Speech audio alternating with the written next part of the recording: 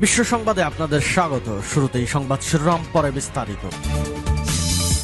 দখলদার ইসরায়েলি বাহিনী এবং ফিলিস্তিন পুরোদমে যুদ্ধ চলছে, জানিয়ে দেব হাতে থাকা সর্বশেষ আপডেট আন্তর্জাতিক সংবাদ। প্রথমেই সংবাদ শিরোনাম। প্রথমেই জানিয়ে দিব, গাজায় ইসরায়েলি বাহিনী সর্বাত্মক যুদ্ধ করছে বলেছেন ইসরায়েলি কমান্ডার। এরপর জানিয়ে দিব, রাইসির মৃত্যুতে যা বলল হামাস। এদিকে রাইসির জন্য এক ফোঁটা চোখের পানিও ফেলবেন না ইসরায়েল। আরও জানিয়ে দিব, রাইসির হেলিকপ্টার বিধ্বস্তে ইসরায়েলের হাত। সর্বশেষ জানিয়ে দিব, তাইওয়ানকে হুমকি দেয়া বন্ধ করুন। এতক্ষণ শুনছিলেন সংবাদ শিরোনাম, এবারে বিস্তারিত। তবে অনুরোধ থাকবে ভিডিওটিতে একটি লাইক করবেন এবং কমেন্ট করে জানিয়ে দিবেন এই ভিডিও সম্পর্কে আপনার মূল্যবান মন্তব্য। গাজায় ইসরায়েলি বাহিনী সর্বাত্মক যুদ্ধ করছে বলেছেন ইসরায়েলি কমান্ডার। ইসরায়েলের এক রিজার্ভ কমান্ডার জেনারেল গাদি শামনি বলেছেন, ইসরায়েলি সেনাবাহিনী গাজায় সর্বাত্মক যুদ্ধ করছে। তবে এটা ঠিক যে ইসরায়েলের নির্ধারিত লক্ষ্য অর্জন করা সহজ নয়। মারিফ সংবাদপত্রকে দেয়া এক সাক্ষাৎকারে শামনি বলেন, গাজা উপত্যকা থেকে সকল বন্দীকে ফিরিয়ে আনা কঠিন। তবে এটা ঠিক যে চলমান যুদ্ধে হামাস খুবই ক্ষতিগ্রস্ত হচ্ছে, কিন্তু সামরিকভাবে তাকে নির্মূল করা যাবে না। তিনি আরো বলেন, সবচেয়ে বিপজ্জনক বিষয় হলো ইসরায়েলের যে অজেয় ভাবমূর্তি ছিল তাতে ধ্বংস নেমেছে। ৭ অক্টোবরের হামলার আগ পর্যন্ত ইসরায়েল একটি আঞ্চলিক শক্তি ছিল, কিন্তু এই ভাবমূর্তি এখন আর অবশিষ্ট নেই। উল্লেখ্য, গত ৭ অক্টোবর থেকে ইসরায়েলি বাহিনী আমেরিকা ও ইউরোপীয়দের সমর্থনে গাজায় আগ্রাসন অব্যাহত রেখেছে। তারা যুদ্ধ বিমানের সাহায্যে হাসপাতাল, আবাসিক ভবন এবং বেসামরিক ফিলিস্তিনিদের বাড়িঘরগুলো বোমা মেরে ধ্বংস করে দিয়েছে। এতে এখনো পর্যন্ত ৩৫,৪৫০ জনেরও বেশি ফিলিস্তিনি নিহত হয়েছেন। এছাড়া ৭৯,৪৭০ জনেরও বেশি আহত হয়েছে। আরও ১.৭ মিলিয়নকে জোরপূর্বক বাস্তুচ্যুত করা হয়েছে। রাইসির মৃত্যুতে যা বলল হামাস।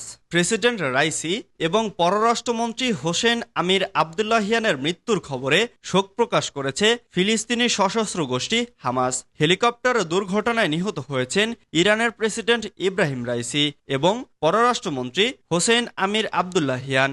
ইরানের রাষ্ট্রীয় গণমাধ্যম এই তথ্য নিশ্চিত করেছে, যদিও এ বিষয়ে এখনো কোনো আনুষ্ঠানিক ঘোষণা দেওয়া হয়নি। বিবিসি বলছে, রবিবার উত্তর পশ্চিম ইরানে হেলিকপ্টার দুর্ঘটনায় প্রেসিডেন্ট ইব্রাহিম রাইসি, পররাষ্ট্রমন্ত্রী হোসেন আমির আবদুল্লাহিয়ান এবং আরও কয়েকজন নিহত হয়েছেন। বিষয়টি নিশ্চিত করেছে দেশটির রাষ্ট্রীয় টিভি। অন্যদিকে আল জাজিরাও জানিয়েছে, প্রেসিডেন্ট রাইসি এবং পররাষ্ট্রমন্ত্রী আমির আবদুল্লাহিয়ান সহ হেলিকপ্টারে থাকা অন্যরা মারা গেছেন বলে একাধিক ইরানি সংবাদ সংস্থা নিশ্চিত করেছে। এদিকে হামাসের অফিসিয়াল ওয়েবসাইটে প্রকাশিত এক বিবৃতিতে বলা হয়েছে, ইরানি জনগণের সঙ্গে দুঃখ ও বেদনা ভাগ করে নিচ্ছি আমরা এবং ইরানের সঙ্গে আমাদের সম্পূর্ণ সংহতি প্রকাশ করছি। হামাস বিবৃতিতে হেলিকপ্টার দুর্ঘটনায় নিহত বাকিদের কথা স্মরণ করে আরো বলেছে, ইরানে রেনেসার দীর্ঘ যাত্রায় সেরা ইরানি নেতাদের একটি দল ছিল এটি। গোষ্ঠীটি ফিলিস্তিনের প্রতি ইরান যে সংহতি দেখিয়েছে তার প্রতিও শ্রদ্ধা জানায়। ইরান ১৯৭৯ সালে ইসলামী বিপ্লবের পর থেকে ইসরায়েলের শত্রু। হামাস সহ মধ্যপ্রাচ্যের আরও কয়েকটি গোষ্ঠীকে ইরান অর্থ, অস্ত্র এবং প্রশিক্ষণ দিয়ে সমর্থন করে আসছে। খবর বিবিসির। রাইসির জন্য এক ফোঁটা চোখের পানিও ফেলবেন না ইসরায়েল। হেলিকপ্টার বিধ্বস্ত হয়ে নিহত হয়েছেন ইরানের প্রেসিডেন্ট ইব্রাহিম রাইসি ও পররাষ্ট্রমন্ত্রী হোসেন আমির আবদুল্লাহিয়ান। হেলিকপ্টারটি দুর্ঘটনার কবলে পড়ার পর থেকেই প্রশ্নবিদ্ধ হয়েছে দেশটির চিরশত্রু ইসরায়েল। তবে এ ঘটনায় ইসরায়েল জড়িত নয় বলে দাবি করেছেন তেল আবিবের এক কর্মকর্তা। নাম প্রকাশে অনিচ্ছুক ওই কর্মকর্তা বার্তা সংস্থা রয়টার্সকে বলেছেন, দুর্ঘটনা দুর্ঘটনার পেছনে আমরা নেই। রাইসির মৃত্যুতে বাংলাদেশ, ভারত, পাকিস্তান, রাশিয়া সহ বিভিন্ন দেশ শোক প্রকাশ করলেও এখন পর্যন্ত কোনো প্রতিক্রিয়া জানায়নি ইসরায়েল সরকার। অন্যদিকে ইসরায়েলের বিরোধী দলীয় নেতা এমকে আবিগদর লিম্বারম্যান বলেছেন, রাইসির জন্য এক ফোঁটা চোখের পানিও ফেলবেন না তারা। তিনি বলেন, রাইসির মৃত্যু এ অঞ্চলে ইরানের নীতিতে কোনো পার্থক্য আনবে বলে আশা করে না ইসরায়েল। ইসরায়েলি সংবাদ মাধ্যম ওয়াইনেটকে তিনি বলেন, আমাদের জন্য এটা কোনো বিষয় নয়। এ ঘটনা ইসরায়েলের মনোভাবে কোনো প্রভাব ফেলবে না।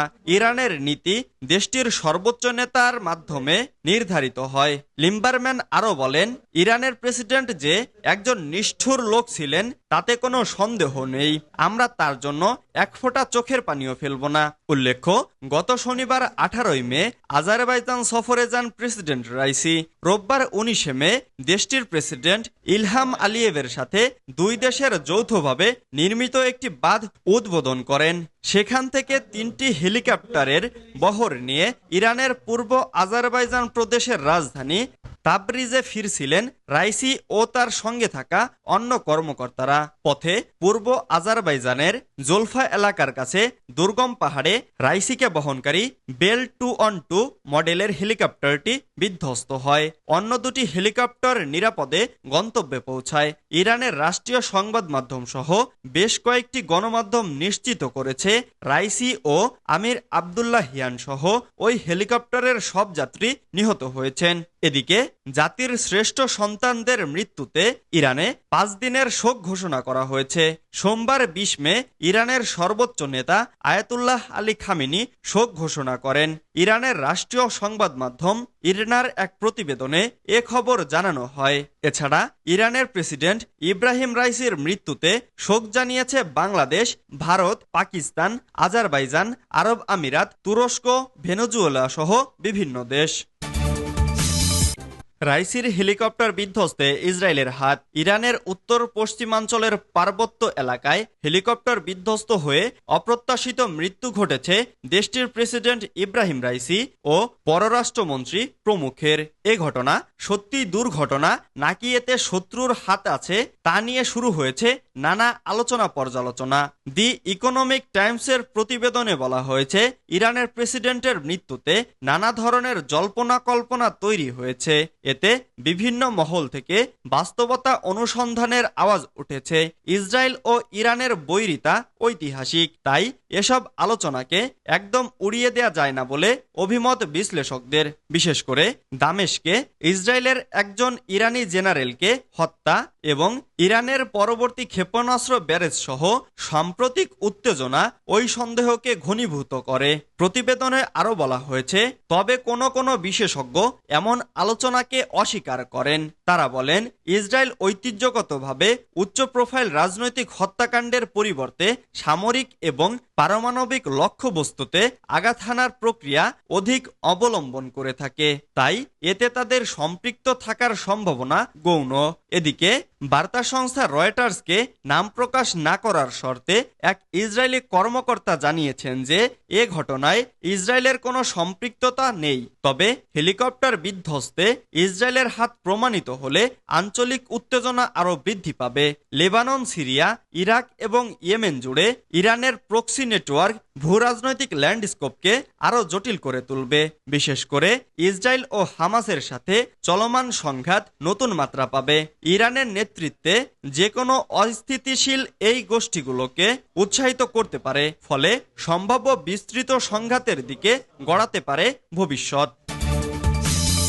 তাইওয়ানকে হুমকি দেওয়া বন্ধ করুন। তাইওয়ানের নবনির্বাচিত প্রেসিডেন্ট লাই চিংতে শপথ গ্রহণ করেছেন আর দায়িত্ব গ্রহণ করেই দিয়েছেন চীনকে বার্তা। তাইওয়ানের প্রতি সামরিক ও রাজনৈতিক হুমকি বন্ধ করতে হবে বলে আহ্বান জানিয়েছেন তিনি। এক প্রতিবেদনে যুক্তরাজ্যের বার্তা সংস্থা রয়টার্স এ তথ্য জানায়। প্রতিবেদনে বলা হয়, আজ প্রেসিডেন্ট হিসেবে দেয়া প্রথম ভাষণে লাই চিংতে বলেন, তাইওয়ান একমাত্র শান্তির পথ অনুসরণ করতে চায়, তাই চীনের উচিত তাইওয়ানের জনগণের ইচ্ছেকে সমর্থন করা। তিনি বলেন, এই অঞ্চলে শান্তি ও স্থিতিশীলতা বজায় রাখার জন্য কঠোর পরিশ্রম করার জন্য তাইওয়ানের সঙ্গে একত্রে কাজ করতে চীনের প্রতি আহ্বান জানাই।